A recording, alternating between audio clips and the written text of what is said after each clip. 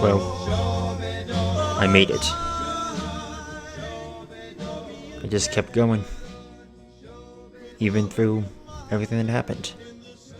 And now, I finally reached the end. It still feels rather surreal that I'm even here. I thought this day would never come. Especially after that change in career path. I guess I should briefly touch on that. It was early one evening, and I just went out to get something.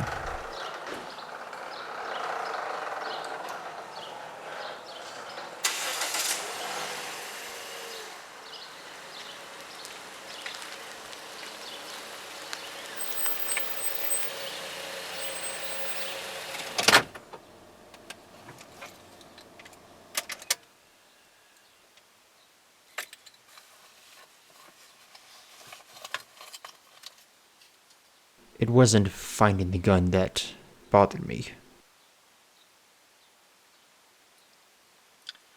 What bothered me was, it reminded me of whose house I had to go paint.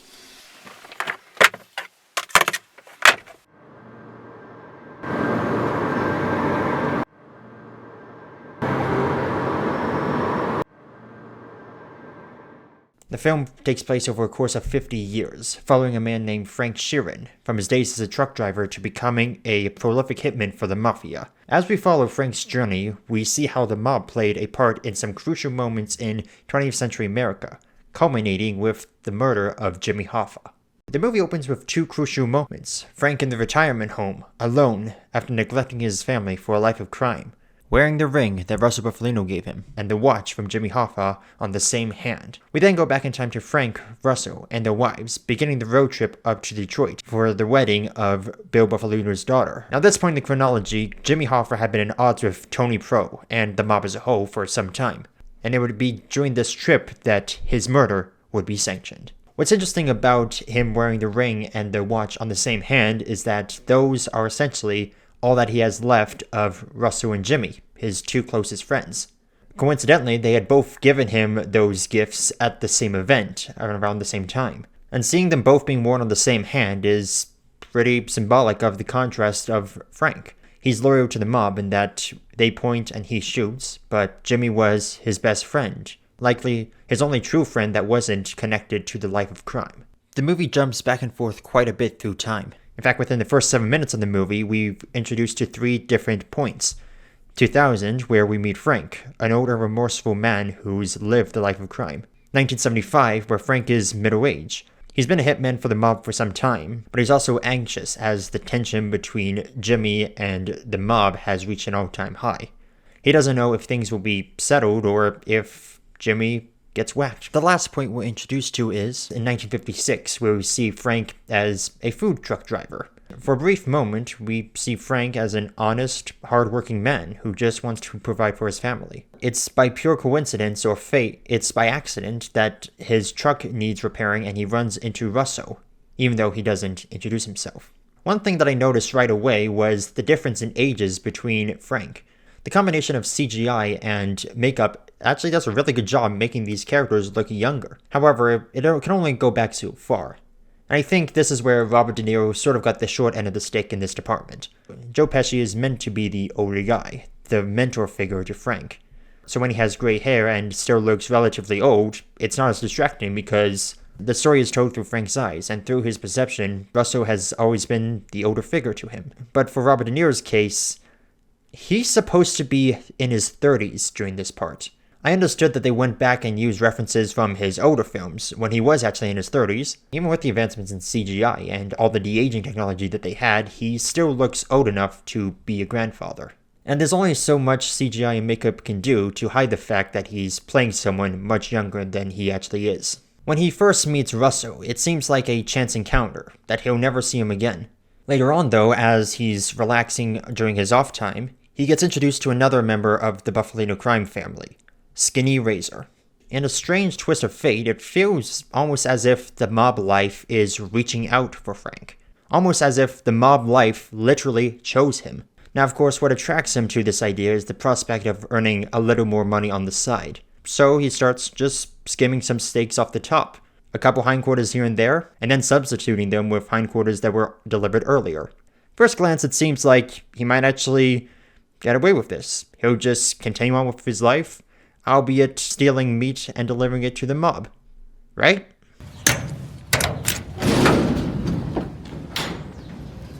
What the fuck is this? So Frank gets busted, and he has to get a lawyer. Hey, Who does he call? Sheeran. Am I saying that right? Yeah, you said right. Under the contract, thanks to Jimmy Hoffa. Ray Romano is outstanding in his supporting role as Bill Buffalino. He's a fairly critical reoccurring character, showing up at various crucial moments throughout the story. Now, most people these days know Ray Romano as the voice of Manny from the Ice Age movies. So to see him in a role like this is definitely a head-turner. This is the same guy who spent the better part of the last few years voicing a woolly mammoth in an animated movie series entirely aimed at young children. Now, I'm not saying that he should have got an Oscar for this or anything like that, but I liked what he brought to the table. Martin Scorsese knew how to work Romano's knack for comedic timing into the character of Bill Buffalino. It's a role where you might not think too much of it at first. Romano's playing a dramatic character for a change. That's great. But as someone who's watched this movie more times than I would like to admit, Ray Romano's performance is one that I've come to appreciate. You know, I don't care whether you did it or not. That makes no difference to me. Yeah, I know. I'm here to defend you. Right? Right.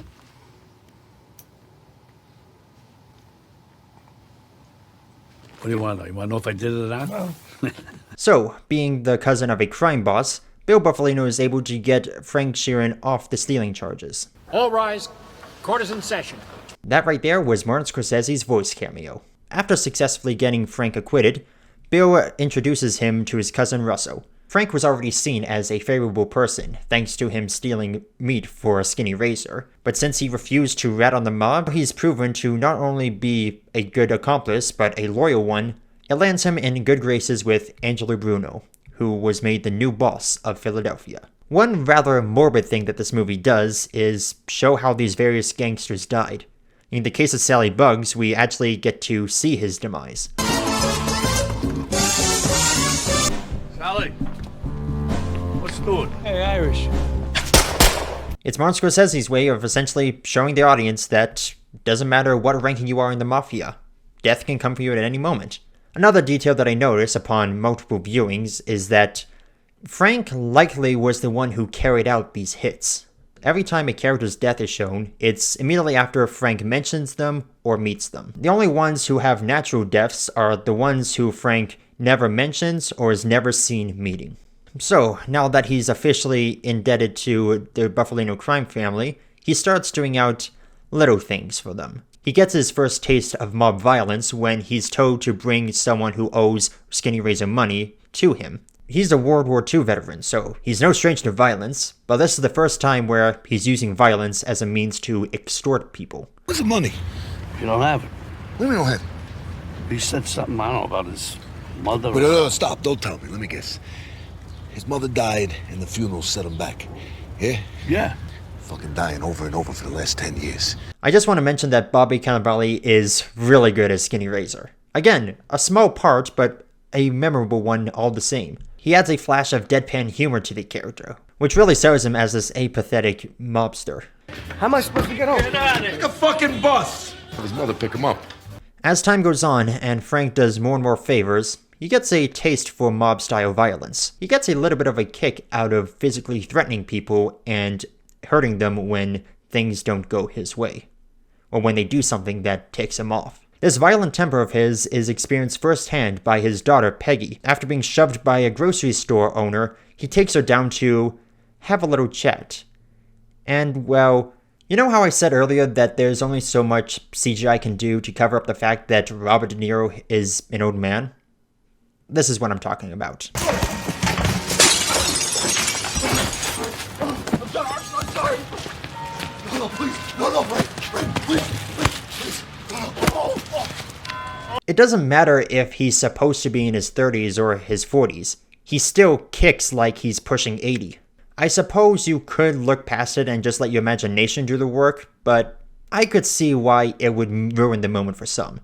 I don't think it's as laughably bad as some people might say it is, but yeah, it's definitely an awkward moment.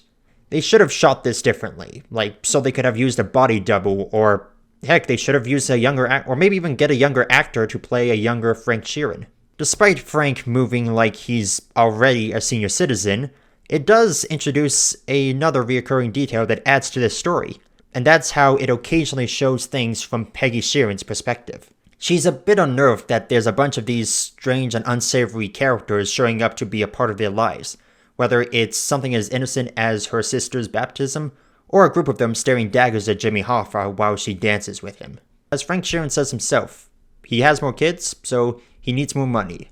And with that, he's looking for work, no matter what kind. This is where he meets Whispers.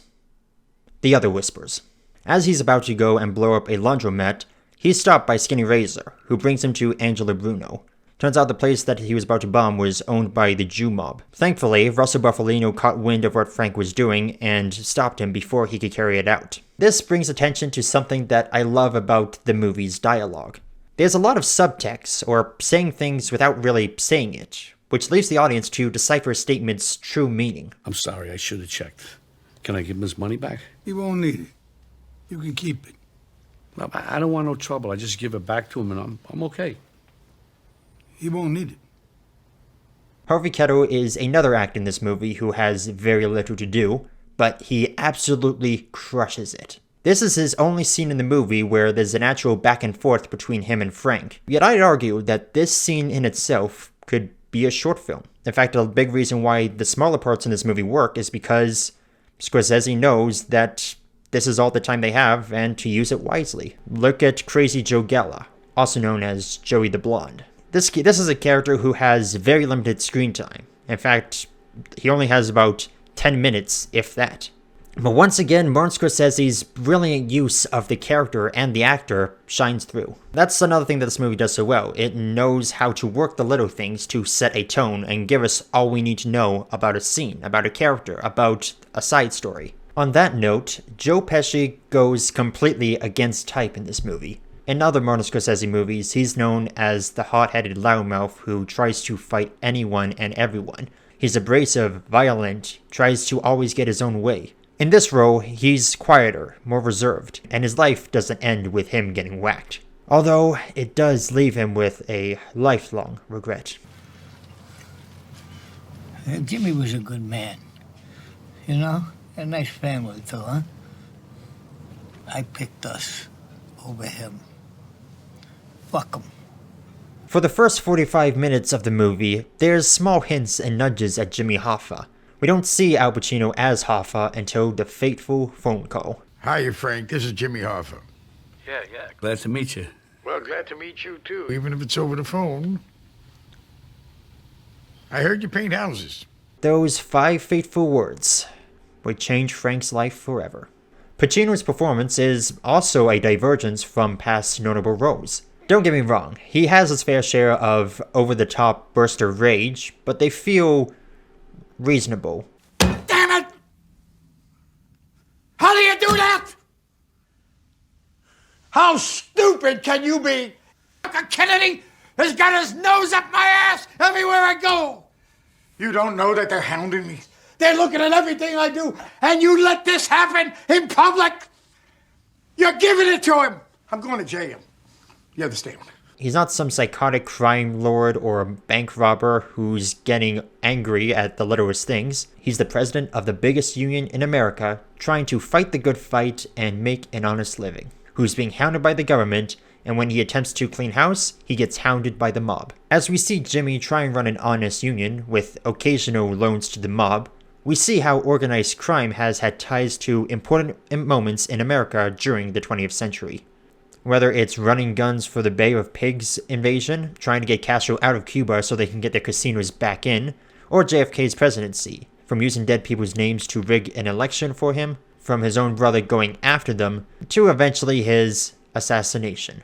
This is something where The Irishman really shines. it's not just a story about Frank Sheeran, this one guy in the mob. It's a story about how the Mafia had a hand in some of the most notable events in American history. One notable example is the Italian-American Civil Rights League, which was more or less a front for giving the Mafia a more positive perception. In fact, they actually succeeded in having The Godfather remove any references to or using the word Mafia in the movie. In classic Scorsese fashion, there are some funny moments, whether they're intentional or not. The movie is not trying to be funny or anything, it's a character having an authentic moment, and that moment just happened to be funny. What are you quitting for? But wait, you're gonna call me a motherfucker? You can talk to them like that. You can't talk to me like that. No, that didn't apply to you. What are you Didn't apply? saying? Then you gotta let me know it didn't apply to me. I'm right there standing. I don't even see you standing there. I'm standing right there, Jimmy. What are you talking about? But it didn't apply to you. What else can I say? A guy with big ears named Hunt will meet you there. What are you looking at? You looking at my ears?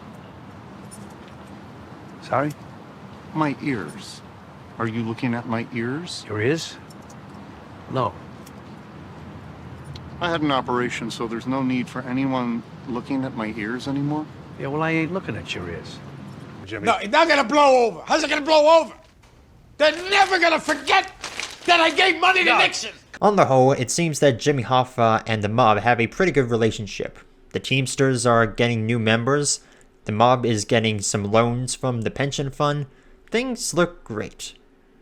But heads are still gonna butt. There is one thorn in Jimmy's side. Anthony Provenzano, also known as Tony Pro. What's interesting is that they casually name drop him right before his big introduction, but he has a very brief appearance during the segment where the Mafia is rigging the election for JFK. Another one of those fine details where a character who you thought was just going to be a throwaway ends up being important to the plot. Stephen Graham serves as a perfect foil to Pacino's Hoffa. Pro's nonchalant attitude and aggravating demeanor contrast with Jimmy's rigorous ways. Hoffa is very punctual and proper, showing up to a meeting in a suit and always arriving on time. Tony Pro, on the other hand, just shows up in shorts and 15 minutes late. Their little rivalry carries over into the second half of the movie, as Hoffa tries to regain control of the Teamsters and clean house. However, in his absence, his vice president, Frank Fitzsimmons, has been giving interest-free loans to the Mafia, essentially turning the Teamsters pension fund into a cash cow for them. Once Hoffa starts vocalizing his crusade against the mob, they realize that something's gotta be done. Either talk him out of it, or have his house painted. With working and being friends with Russell Bufalino comes an understanding of how he works. Frank is able to tell by a look if Russell wants somebody whacked. Looking at this scene, when Fitz is giving out loans willy-nilly, but Dorfman is stopping them from coming through. So what do you want me to do? No, not that. Not that. What you gotta do is, put a firecracker up Dorfman's ass. No. What'd I say? Joe. Now listen. You can't say that stuff like that here, okay?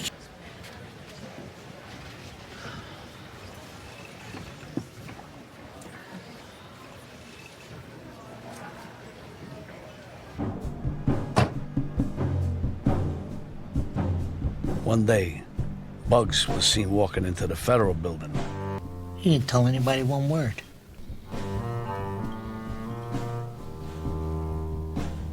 It's a not-so-subtle detail that conveys an entire conversation. Even in the voiceovers, we never feel bombarded with unnecessary exposition. It goes without saying that Martin Scorsese has a way with voiceovers. You're not just getting information, you're getting an insight on the character who's speaking. Again, it's all about that authenticity. This feels like the character who is speaking to us, and not just something that was put together in post. The whole Joey the Blonde segment is a perfect example that shows that the Mafia has these strict rules in place for a reason. And if you go against them, well...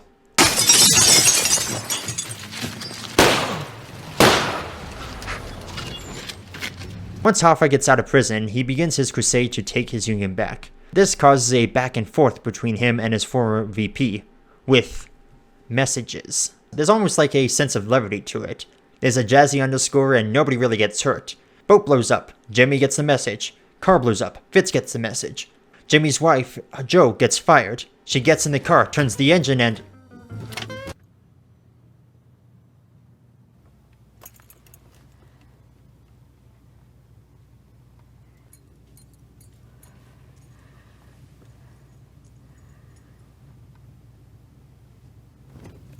It's a brilliant moment of suspense, and just shows how quickly these little messages can get out of hand. The tension comes to a head when Hoffa announces on public television that he intends to fight the corruption in his union. But the Mafia like getting free money, so he's hoping that he doesn't really mean it, that this is just all for show. At least that's what Russell tells the other mobsters. Knowing that Frank is the perfect middleman between him and Jimmy, he gets Frank to try and talk to him. Jimmy, however, is a stubborn son of a gun, making it clear that he's in it to win and getting the mob out of his union. You could step down and still run. No, you don't step down.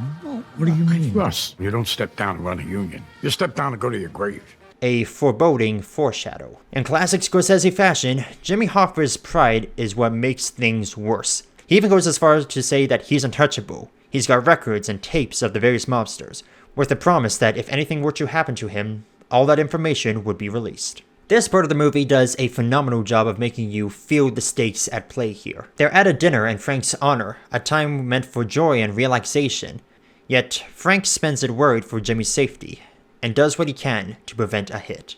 It's also here where he gets the ring from Russell and the watch from Jimmy. It's a very small-scale setting, yet this is the most crucial part of the movie. This is Frank and Russell's last-ditch effort to try and get Jimmy to simmer down and not be so abrasive in his campaign. Despite the best efforts, Russell tells Frank, indirectly, that Jimmy's murder has been sanctioned, and Frank will pull the trigger. Frank, I had to put you into this thing, or you would never let it happen. And I know you wouldn't. But it's gonna happen. Either way, he's going. Throughout the movie, we've cut back to Russell, Frank, and their wives on a road trip, and by this point, we've cut up to them in the timeline. It's here, in the last leg, that we see them in real time. It's eerily quiet as we travel up to Detroit and to the house where Jimmy will be killed. You can feel the tension and the nervousness. You're hoping that maybe, just maybe, Frank won't go through with it. Jimmy has no idea what's about to happen. He thinks that he's about to have another meeting with Tony Pro and Russell. He doesn't even suspect that Frank might be in on it. You got your friend. Good. You never know what this cop's up. So when what happens, it's devastating. Just a couple loud bangs, and then a return to eerie silence. I think if Martin Scorsese didn't have the creative freedom that he was given, the movie would have ended not too long after that moment. But thanks to that freedom, he's able to explore something that he's only been able to hint at in previous movies. Life after the mob. It's needless to say, it's not a happy one. Why? What? Why? By what? Why haven't you called Joe? There's been some criticism around Anna Paquin's role, that she literally only has one line in the entire movie. But I think that one line is one of the most crucial. Frank ultimately ends up alone, completely alienated from his daughters, with Peggy flat out refusing to talk to him. Peggy, I just want to talk. Not only that, but one by one, he watches as his so-called friends die in prison. In fact, he's one of the only ones to live long enough to end up in a nursing home. With no friends or family to see him, or even caring that he's still alive, he has to arrange his own funeral, including buying his own coffin. A green one amongst all the gray and brown. This is another smaller detail that I notice upon multiple viewings. At the beginning of the timeline, everything is vibrant and colorful, but then once Jimmy Hoffa is killed, the colors become dull and muted. It's a subtle bit of visual storytelling, one that's introduced rather abruptly with the prison sequence, but then once he gets out and the color scheme stays, you just realize how empty his life is. Frank Sheeran took the color out of his own life, with the only ray of light, the only thing he can focus on, the only thing with a speck of vibrance to it, being his coffin, that he will one day be put to rest in. The movie ends the way it starts, in the still of the night, with the song being used during the wedding of Bill Buffalino's daughter, which is where I think Martin Scorsese would have, like I said, ended the movie if he didn't have this creative freedom.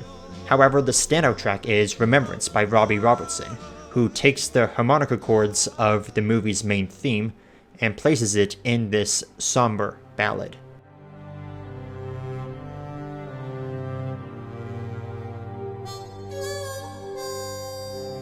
The Irishman is a masterpiece, plain and simple. It's not just the story of a life, it's an epic that touches multiple threads, spinning a complex narrative of friendship, betrayal, and regret, all while some of the most significant events in 20th century America plays out in the background. I know I mentioned in my review of Joker that movie was my movie of 2019, but I think The Irishman dethrones it. There are moments that I could see why people think it's imperfect. There are moments that feel they go on a bit longer than they need to, and the CGI isn't always that great. That being said, I think the visual effects were definitely really well done, especially after learning about the technology that was used. But that's just one component. Everything about this movie, the direction, the performances from all the players, big and small, the writing, the music, all of these elements come together to create a truly once-in-a-lifetime experience. It's going to be a sad day when Scorsese, Pesci, Pacino, and De Niro are no longer with us. I think you can tell what rating I'm going to go for, but it feels a bit weird saying this out loud, but this movie is a total incrediblast. It's a phenomenal movie, even if the ending is rather depressing. But I think that ending was the type of ending that a movie like this needed. Martin Scorsese has been criticized that his movies glorify the mafia. I think when he made this, he knew that this would be his last contribution to the gangster genre. So he went out on this note. A very sad note, but it makes me hope that when I come to the end of my life, that the choices that I have made don't have me as lonely and full of regret as Frank Sheeran.